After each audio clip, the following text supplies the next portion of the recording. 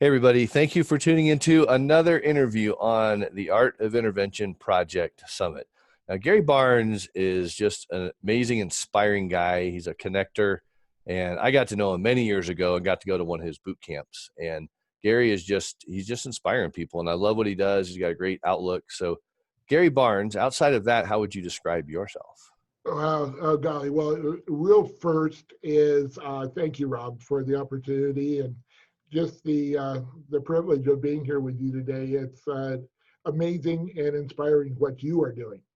And when I'm asked about who I am and what I am or what do I do, I always answer with a very short, "Well, I'm just the kid next door."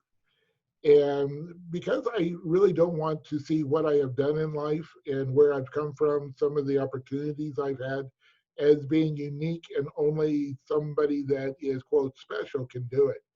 But my early background was psychology and theology. And so I tell people that I argued with myself from a very early age. And I found myself in the ministry as a square peg in a round hole, that I am one that, as you know, I really teach about how to ask questions that lead to an answer that lead to a better question, not to a better answer. And so in the formal ministry, sometimes that's frowned upon. You're really not supposed to do that. And so when I was in college, I put myself through college through selling real estate. I was a realtor. And so I went back into that full time for 9 years and then built one of the very first financial planning firms in the United States. I built it to the top 3% in production as a solo producer. And for the next, those 33, 35 years, sometimes I lose track how many they were. I don't like to add all those years up.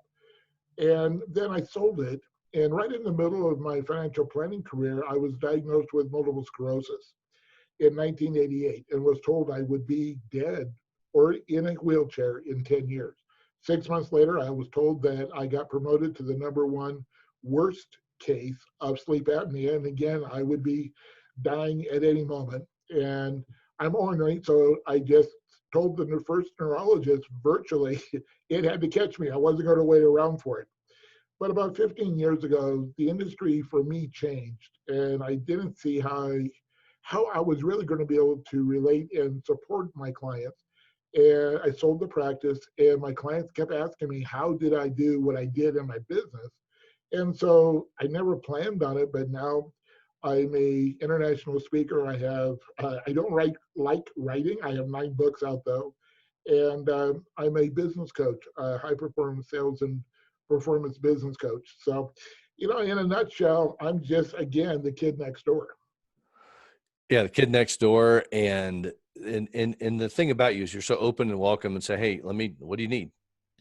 Let me guide you and help connect you to somebody. And that's why I wanted you to be a part of the summit, because a lot of this is about transformation, right? And we have people coming out of addiction that have had this life of shame and guilt and morass of self-pity and all the struggles there. And then we come into the family unit about recovery. But really, when we get into recovery, living a transformed life is what really I personally think life is all about.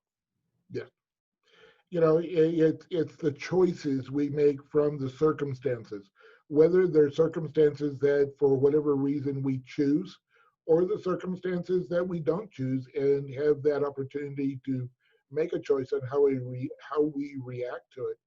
And just watching what you have done in your life is so inspiring. And the leadership that shows that, you don't take this wrong, but you're just like me. You're just a kid next door too. And if we can do it, if Mikey can do it, anybody can do it. And I think that is really our message, is that, we're nothing special. We're human. We make mistakes. We have gone astray. We've really messed up over the different times in our lives. But all in all, because we have followed certain principles and really given the credit, it's like when people ask me, how did I heal myself? And I go, I didn't heal myself. God has provided a phenomenal body that it allowed me to rewire myself. And it's not the same, but it is enough. I'm still here. I'm still 31 years later on bonus time. And Man, it's really those choices. And that, I think, is what bottom line our message is that we can choose to change our environment, which will change our life, which changes our destiny as well as our legacy. yeah, a true miracle you are for sure. And God had much bigger plans for you. And it's evident to see what you're doing and just seeing trials and tribulations as ways to move forward. What would you say to someone watching right now that, their whole family system looks like it's just completely in shambles because of just life? We'll just call it life. I mean, no matter what it is, if it's losing a career, addiction, pain, trauma, all those things, no matter what the past is, what would you say to that family unit that is just like, there is absolutely no hope for us to get out of this? Hope is an interesting word. And for me, it's about looking beyond and taking, maybe the word would be an inventory of what we do have. Part of my story that I don't know that you even know is I came out of a very abusive home where I was the oldest. I was the quote favorite, and those that have been around what that word means know what that was for my life. The physical, sexual, verbal, uh, and so it was a mess. But out of that mess, I created very unique abilities, and I didn't allow it to. It wasn't my identity. Just like the MS, I have never said I have. I've always said I was diagnosed with. So whether it be an addiction with food, with sex, with alcohol, with drugs, it really doesn't matter. And I know this is going to get a little spiritual, but uh, there is no greater or lesser sin. Sin is sin. And so some is more visible than others, and sometimes we have that guilt and shame placed on us. But it is just a circumstance. And again, what is it that we're choosing to do with that?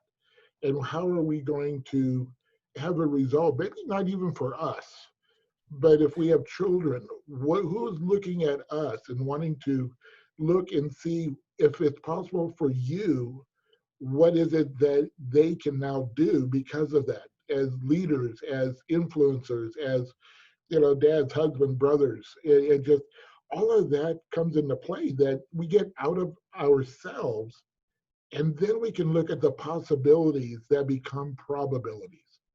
And when we do that, then we can attach to our vision again, whatever that is for you. One of my Garyisms is life is a solo journey traveled with many. And so it's not my journey. I mean, you and I have intertwined over the different years, and we've come together, we've gone apart, we've come together, but our journeys together complement and embrace the purpose and the mission. When you called me and said, would I be willing to do this program with you? And I said, there was no hesitation. It was like, Yeah. of course. And so it doesn't have to be my mission, but my mission is to serve and to impact.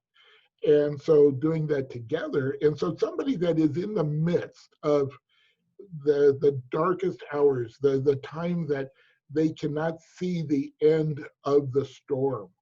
For me, that's the time when you take a step back and breathe.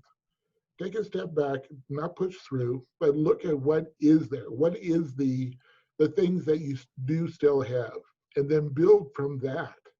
Because never ever is there a time that you have nothing. There just isn't. In my world, there just never is. It can be dirty, but it can be cleaned up. It can be broken, but it can be mended. It could be something that we have done, and it can be forgiven. But that forgiveness for me is starting with myself, to myself.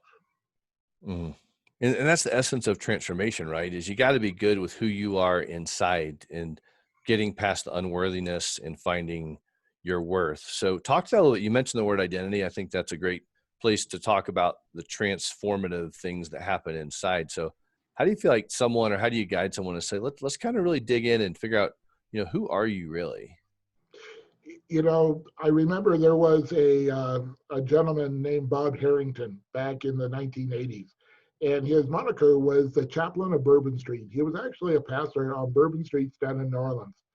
And he was on all of the talk shows, and he was one of those flamboyant preachers with the gold chains and the rings and everything. And one guy asked him, he says, "What sign were you born under, Pastor?" And he goes, "Texaco." And and then another one said, uh, what gives you the right to have all this gold and this jewelry and everything when there's people hungry? And he said, "Well, I'm a child of the king, and he made this for us, not you heathens." But it was the identity that he gave, but he was also in an identity of receiving. And for me, it's about the celebrity question. Are we a celebrity? And my definition for that is, how am I different from, not better than? Celebrity to me is not about the ego. It is not about look at me, but rather being that conduit. I've always said, and as I teach speakers, you are the subject, but you are not the message. We are here because of us. We have a story, we have an impact, we have a reflection, but we are not the message. And when we stay cued to that, then we can embrace our identity as a genuine person, a human being that is here not only to give but to receive. And so we have this ebb and flow, this balance that is created, and in so doing, we can become more. We're never going to be 100%, human, or after that point, we're not going to be here anymore. But what we're able to do then is to be able to be relatable and to be able to give from a point of empathy, not sympathy. And knowing that our identity, some people will not like us. There will be people that will watch us here and go, "You guys are full of it." But at the same time, that's not our mission. Our mission, our identity is to be givers. And I remember watching Zig Ziglar, and right at the end of his career. I had been around him so many times and knew it. He had one talk. I knew where the redhead story was. I knew when he was going to kneel down, and more importantly, in the 70s, get up. And as he got done, they took a break. And this was at one of our big arenas here, and there must have been maybe 10,000 people. But there was two ladies behind me that started just ragging on him. "Can you believe that so and so?" And I almost turned around and said something, and I wish I had. But if I had, I would have shared with them what I thought. And that was, if Zig Ziglar cannot get the whole audience, there is no way that I can. And so the prayer that came out of that for me was, when I speak, when I'm sharing, when I'm coaching, when I'm doing anything with an individual, is let me touch one. My job is, there's someone there. There's a reason, Rob, you and I are here today. There is someone that is listening. So if we have more than one, that's called a bonus. But the identity is outside of ourselves, not inside of ourselves, to me. Yeah, well, if we don't define kind of who we are internally, something else will. So in that instance, you would be defined by winning the whole entire room, which is Yeah. impossible. And But Zig Ziglar's kind of a big name. And I'll just say this too, like I love, like, when I've been to your office before and I look at your wall. I mean, you have spent time with some of the most memorable names in the entire world throughout your career, and that's just because you're a giver and an influencer and empathetic and all those things. Those doors just kind of open. So I want to talk a little bit about, like, how important is it for people that have transformed their life to get out there and share their story? I think it's not just an opportunity, but a responsibility. Because if we don't share where we've come from and give people hope, to give people that permission to move through where they are, or permission to change, or what other people have told them where they needed to be. One of the things that I grew up with, and my dad did not say this out of meanness, he wasn't an evil person. He thought he was protecting me, but he told me, "Don't achieve. You're just a dumb fat Burns." And he said that up until 2 weeks before he passed away. And at that point, he reached over, grabbed my knee, and said, "I'm sorry." And so if I had bought into that, I would not have progressed at that moment to where I was, that allows me to be to where I am today. And so there are times when the external There's a story about the black crabs, to where when you go out crabbing, you never have to take a lid to the bucket, because as you get enough in there, there's one, as it's about ready to escape, it pulls it back in and back down into the bucket. And when we get this from people, it's about them, not about us. And when we are willing and able to be shot at, to be, praised as well as villainized. Last year, one of my talks at a convention, they did a feedback form, and there was two comments that stood out. One was, "I was the greatest thing since sliced bread. It was wonderful. You need to bring him back." Yada yada yada. The second comment was, "Gary needs to work on his presentation skills." Mm. So which one do I pay attention to?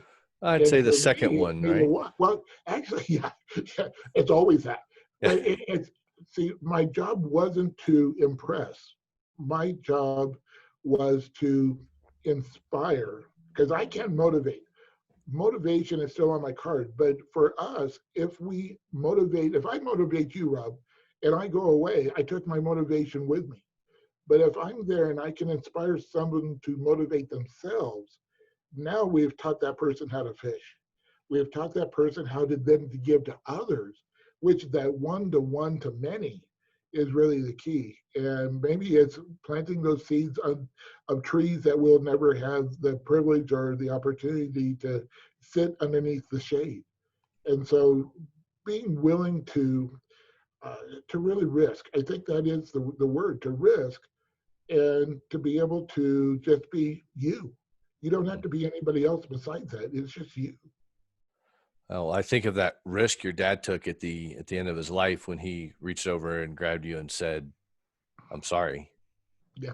I mean, talk more. I want to talk more about that moment, because forgiveness and reconciliation is such a big part of, especially people coming out of this addiction world and abuse and all those kind of things too. But what was that moment really like, to ponder that for a minute? I've never been asked that question. It's a great question. For me, it reflects a little bit back, because I had already gone through the experience with the multiple sclerosis. And there was a moment when, at the very beginning, I had gone numb, lost the ability to write, lost everything from the neck down as far as feeling. And I was laying in bed one evening, and I was thinking about I would never be able to touch my wife's skin again in the way that because there was just no feeling. And the next moment I thought, but I'm still here, and the pressure, and it's enough. When you asked me that question about my dad, it was the same thing. It was, would I have loved to have a different relationship before that? Would I have liked to have more time with him? After that, absolutely. But having that moment, it was enough. It wasn't perfect, but it was enough. And that, I think, is when we can really embrace what is forgiveness. Forgiveness is not forgiving or forgetting. Forgiveness is moving forward even though the experience had happened. And so I knew even before he did that he didn't do it out of his, it was out of his fear, not out of his wanting to hurt me. He thought he was actually helping me. He thought he was protecting me. But in a weird way, it honestly, and as you can tell, and people really have that reaction when I share this story from stage, that, and I make a very big point that it wasn't because he was a bad person, a bad human being. He thought he was doing something that was going to actually help me. But at that moment when he did it, it was like everything came together. It was a personal deja vu. It was a closing of a loop. And that moment has always been and always will be a very special moment for me in my memory. Yeah, when you shared that, it was kind of a brief part of a quick part of the story as you were going along. But I mean, I got choked up just thinking of that moment, and just reminding people it's never too late to say I'm sorry and reconcile relationships, especially when it comes to this world of, addiction and recovery, because there is so much pain in that. So I want to encourage people to be able to maybe step into that, or seek help, because I'm sure a lot of clients that come to you, their life, isn't in the perfect shape where they want it. That's why they come to you for a variety of reasons. But are there any kind of commonalities you see with people that come to you and say, Gary, I'm kind of stuck. I know you don't like the word try, so I'm going to do something. Don't ever say the word try to Gary Barnes. I've got caught in that little rabbit cage a couple times. But like, what do you see with people that come to you that are wanting to really change their lives? Because I know when they come, they're serious, because they wouldn't come see you if they weren't. I think the number one negative, if you want to call it a belief or a concept, particularly in North America, as I've worked with people overseas in Europe, uh, it's not as prevalent, but it's a concept of deserving. And so when we think about forgiveness, do we deserve to be forgiven? It's that the deserving piece really gets in the way. Do we deserve to be compensated? Do we deserve to live a life of whatever you design or desired that life to be like? Do you deserve to have family? Do you deserve to be loved? Do you deserve whatever that deserve is? It starts with that deserving internally and forgiving ourselves of, are we deserving of that forgiveness?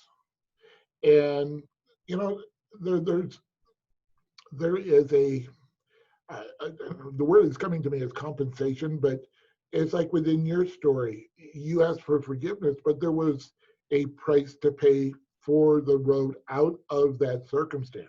Yeah. And so it is a coming to a place of, in reality, it's being human. We all make mistakes. And when we do things that are a little more visible than others, that's when, people will start classifying us and judging us and having this preconceived idea of what we should be. But realizing again that their reality, see, forgiveness isn't about being forgiven. Forgiveness is by being contrite and turning around and walking the other direction, being in compliance with who you are now as a human being. Whether they forgive you or not is up to them. And I think sometimes we get that mixed up, is that we think that, well, I asked for forgiveness and you have to give it to me. No. Our responsibility, in my mind, is to truly ask for forgiveness, and then before that, to forgive ourselves for whatever that circumstance is. Because if we don't do that, then it's conditional.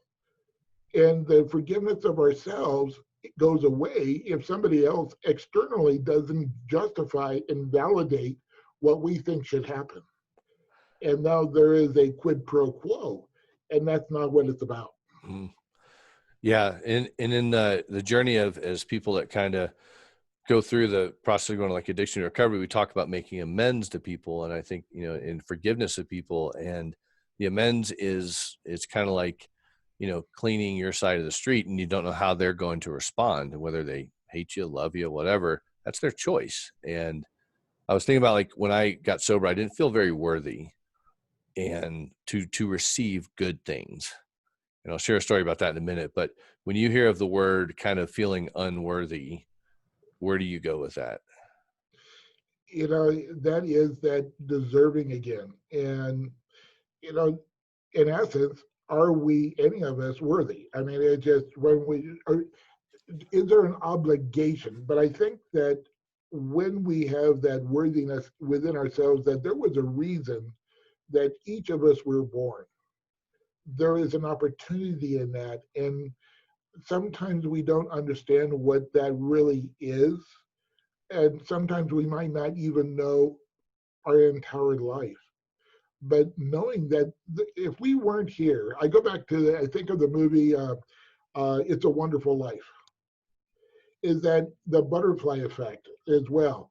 So if I wasn't here, what also would not happen? Hmm. Everything in my life that happened impacted and influenced someone else, multiple someone else's. So in that deserving is that, again, to me, it's that external as well as internal. The deserving is my opportunity to be here and to make this a better place for whatever it is that I can do. And so the deserving is that receiving.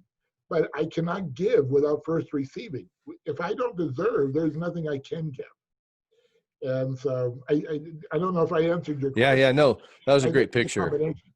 That was a great picture because I mean, it's again, we're giving people these tools to realize, hey, it's never too late to walk in forgiveness and reconcile relationships. It's never too late to start believing in yourself.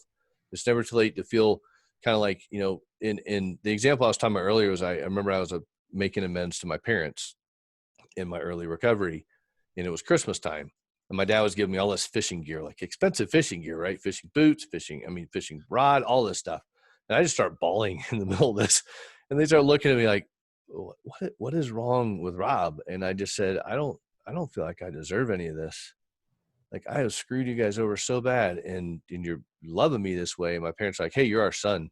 We love you. And that unconditional love that we can give to people is so incredible. And so I want to encourage people that you don't have to stay stuck. And one of the things I want to bring up, because again, I joked about the word try, but I would love for you to talk a little bit, because I know one of the things that we're going to bless our audience with is your sheet on get statements. Yes. And I want to talk about try versus get, and just kind of how you undo people from this narrative that is important to change in our brains and for our future. I appreciate that because the word try in many languages does not translate. There is no translation for that word in many other languages. And when we use that word, it's conditionally and pulling us back out of the door before we move through it. It's almost planning about not succeeding, and we're not wanting to be disappointed, and it actually can connect with the deserving piece as well. But the word try, uh, been people have argued with me forever about, oh, there's got to be this is a try or that is a try. And any of us that have had any kind of sports experience, there has never been a coach on the planet that said we're going to go out and try to win. I mean, it just doesn't happen. But they know fully well someone will lose. And so I created a schematic to showcase what this is about. And the first part is to make a decision. And then the second part is to take action. And the third part is getting a result. Now, when we get a result that we don't want, or it's not as much as we desired, we say, I gave it the good old college try. We rationalize, we conditionalize why it didn't happen. And that's when we can actually go backwards, because in my reality, it's just a new point of decision. It goes right back into the framework again, because if you got what you wanted, let's do it again, make a new decision. If it's not what you wanted, let's make a new point of decision. It's like a little child when we watch, our kids and our grandkids, when they're born and they're wobbling around and they're crawling, and all of a sudden they get up and they start walking. And did they run a marathon that first week? No, they fall down. They didn't try, they got up and they fell down. And so the idea of going beyond what it is that you are wanting to accomplish and allowing yourself to take those steps. Who was it? Edison, that when they said that he had 1,000 times or 10,000 times that he had done the experiment, and he said, was asked, how could you fail that many times and keep going? He said, I didn't fail any of those times. I succeeded in finding out what did not work. And so when the vision is great enough, when you have that ability to see into your future and you have a true vision, a true mission, people have asked me when I will retire. And my answer is, this is not what I do. This is who I am. I'm never off, as you know. I mean, Yeah. like this is me. And so the get statements is a process that I created about 20, 25 years ago, where it actually reboots the brain for success. It allows you to program the reticular cells in the back of your brain to see the opportunities to get you to where you want to go. I mean, it's just like, you thought of me. There was a thing that happened that brought you into top of mind to have me on the program. And something on the top of mind to see your email, your text, and get back to you right away. And so what is it that is your vision? And the get statements actually creates that. And I created an acronym for the word get. and that's great expectations today. And so really it's about there is no try. And we learned this from Yoda. Yoda, do or do not, there is no try. And so when you really embrace that, you treat life in a totally different way. I'll give one last example. Let's say, Rob, you're going to do a dinner party Saturday night, and you invite your best friend, and they say, well, we'll try to make it. Do you expect them? Yeah, they're not coming. They're not coming. You know? And so when we say try to ourselves, what do you think we just told ourselves, our subconscious? We're not coming. We're not going all in. And this whole idea of playing the game, be all in. Uh, John, oh golly, the basketball coach at UCLA. Uh, John, I want to say, Let's go with John yeah, with people will that know guy. who it is. Yeah, yeah. Yeah, he said to his players every year uh, that if you went onto the court and you didn't give 100% and won, you lost. Mm. But if you went onto the court and gave 100% and lost, you won. So whatever you do, my goal in everything I do is to leave 100% on the court and allow the results to be the results, and then be able to make a next new decision of where I go from there. That's quality right there. I remember when I came back from your first boot camp and my wife said, try once. I was like, no, we don't use try in this house anymore. And I use that with my kids too. You know, I can't get that. I try them. I said, well, let's come up with a way to actually do that. So I appreciate all you're doing. I know a lot of people you've inspired and motivated, and just, want to encourage people watching right now to plug in. I mean, go find Gary on Facebook and tap into his resource. I mean, he's always interviewing people, and these people he's interviewing are inspiring people also. And you are a doer. And, I was also inspired on your piece of, you have a wonderful story you tell a lot of times when you present. And I don't know if you want to share that story now, the gopher story. I've adopted the bear story in my life. Gopher? Beaver. I said gopher. Yeah. There's no gopher here. I'm talking about, they're both rodents. yeah. They're both brown and furry. So I will stand corrected. We're going to rewind this one. Gary, do you want to tell a little bit about the beaver story? Because I just love to hear that. We can do it very quickly. I can do this. I did it on my TEDx in 7 minutes. I have done it in 45.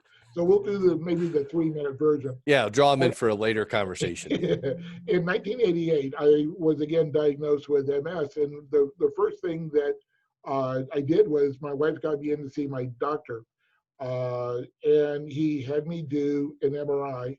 They were looking for a brain tumor, cancer, or multiple sclerosis. And I looked at him and I said, can I have door number 4? And he goes, okay, you're weird, but we're going to have you do something called an MRI. It was one of the first MRIs ever in the state of Colorado. And on Sunday evening, he calls. It was right over this Thanksgiving weekend. And he said, I need to see your wife and you in my office tomorrow morning, 8 o'clock. And I said, what is it? And he goes, don't worry about it. And, doctors don't like telling you bad news. And went in the next day, and virtually he talked for an hour and told me everything it wasn't. And I finally said, just tell me what it is, I can take it. And he said, you have 3 choices still. You have MS, MS, or MS. And I said, fantastic, let's get going. What do we do? I mean, to me, it was a life sentence. Back even in those days, having cancer or a brain tumor, it was like more dire to me. It was MS, let's go. And he goes, you don't understand. There's nothing you can do. I said, there's always something you can do. And he goes, no, go home, prepare yourself, because you will be dead or in a wheelchair within 10 years. And that night I went home, I was laying in bed, and I was thinking about what I could think about, what could I visualize that had the possibility of changing my reality that he gave me. And I knew about Norman Cousins and laugh therapy, that he put himself into remission. I knew about the video game Pac-Man, where it would eat up the bad cancer cells, and neither of those really worked. And I'm laying there, and all of a sudden the image of a beaver shows up. And I'm going, great. An eagle has always been my animal. I mean, I have eagles all over my office. And I go, a beaver. You're a rodent. And he came towards me. And you can tell I'm kind of a creative type of person. And he came over to me and he started taking his tail and patching up the myelin sheath, which is the covering that for some reason dissolves around the nerves. The nerves touch, causes a lesion and scar tissue and blocks the signal for whatever messages were going down that nerve. And so he comes over and patches up the myelin sheath. I went, oh, that's pretty good. The next night, again. And I'm the kind of guy that if one beaver is good, more is better. And over the next couple of weeks, I created workmen and foremen and payroll offices. And I mean, a full segment of beavers working around the clock in sections, just doing nothing but patching up the myelin sheath. And then it was really weird because I felt really guilty for receiving. Now, and remember, this is still, I am totally numb for the neck down. I can't write. I can't walk if I can't see my feet. I'm falling into walls. I'm falling down. There's some pain involved as well. And I said, I've got to serve the beavers, that ebb and flow, that symbiotic relationship. And so I started visualizing parks and churches and shopping centers and housing and just all schools. And so I would stay in this visualization around 2 to 2.5 hours a night. Mm. After about 6 to 8 months, I started getting a little bit of the feeling back. Right now, again, it's a pressure point. I don't have feelings like you guys have. And about 5 years later, I had a friend that was a underwriter for a large life insurance company. And he asked me to do another MRI. And there's so much fun. I said, oh, sure. Yeah, yeah, yeah. And with the new neurologist that was at the MS Center here in Denver, he had the film of both of those MRIs. And he said, this is impossible because 95% of the lesions were no longer on my brain. And so, but he said, there's enough of it that you still have. I'm going, okay, neener, neener. But the idea here, this is where I go back to when people say, how did you heal yourself? I truly don't believe I did. I allowed my body, the thing that was created here, to do and change and give me the possibility of a full life. I have climbed mountains, 14,000-foot mountains since then. I flew a P-51 World War II fighter here not too long ago. I've trapezed with no feelings in my hands. I trapezed.